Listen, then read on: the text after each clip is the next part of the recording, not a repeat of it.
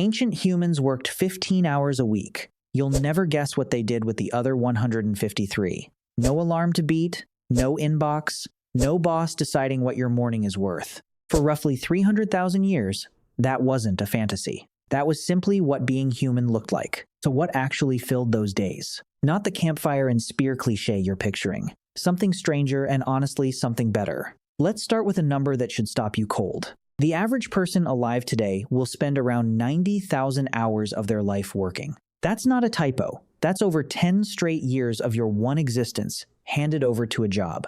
And here's the part that breaks the story we've been told.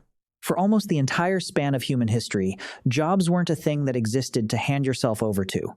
No employment, no wages, no performance reviews, no such thing as a career. So what filled the hours instead? Not survival, at least not in the way you'd assume.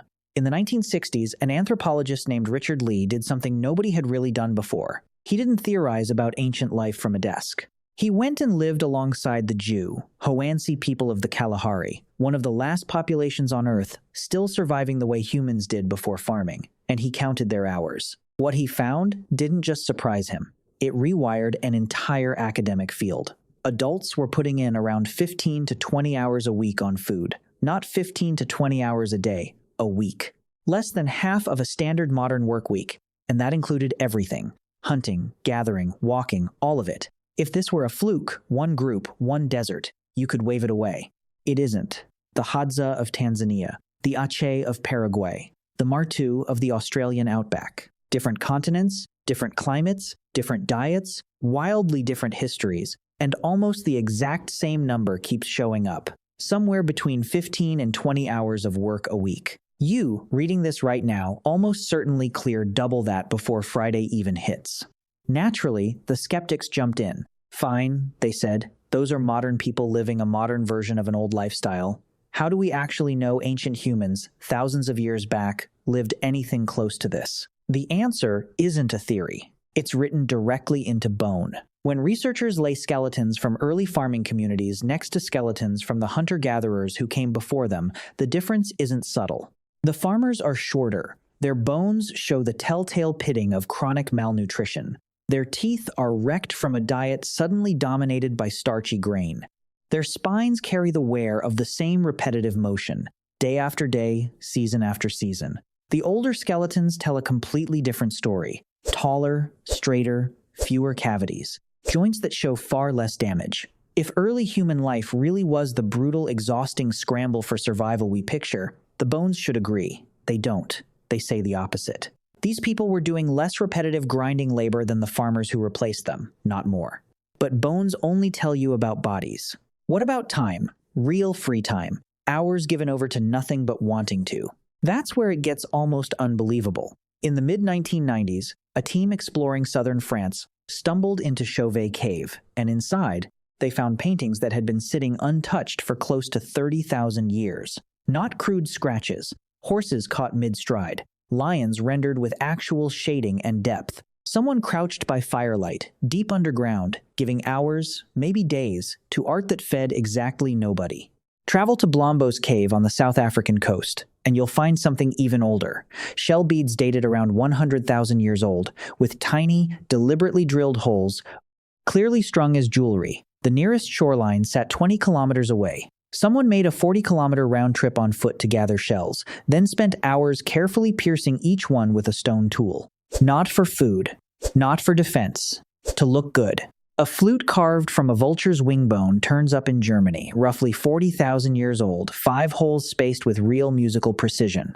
Somebody understood pitch. Somebody sat down and built an instrument purely so a sound could exist that hadn't existed before. None of these are one-off anomalies buried in a single site. Across Europe, Africa, and Asia, the deeper archaeologists dig into the last 100,000 years, the more they find tools that are more elaborate than survival required, and objects that demanded hours of focused effort with zero practical payoff. This is what people reached for the moment their stomachs weren't a problem anymore. They made things beautiful. So, picture an actual day. You wake up with the light, not an alarm. The fire from last night still has a few coals worth reviving. Someone builds it back up. Breakfast is whatever's left from yesterday. And breakfast is loud, people are talking, half planning, half just enjoying each other before the day asks anything of them. A small group might head out to hunt or gather, but here's the part modern life makes hard to grasp. You don't go every single day. If 2 days ago went well and there's food stored, this morning might be spent repairing a tool, softening a hide, weaving something useful. Not because a schedule demands it, because being good at something earns you standing among people whose opinion of you actually matters to your survival. If a hunt does happen, forget the sprint and spear chaos of movies. Humans are endurance predators. We track an animal at a steady, patient pace for hours until heat exhaustion does what speed never could, because we're one of the only species on the planet that can sweat its way through sustained exertion. The whole process, from setting out to bringing meat home, eats up maybe 3 to 6 hours. And then, by early afternoon, the productive part of the day is essentially finished. What comes after is the part today's culture has almost completely lost the ability to sit with: nothing and also everything. People rest in whatever shade they can find. Kids get chased and tackled and laughed at. Adults groom each other, an old, deeply social ritual. Beads get strung, bone gets carved.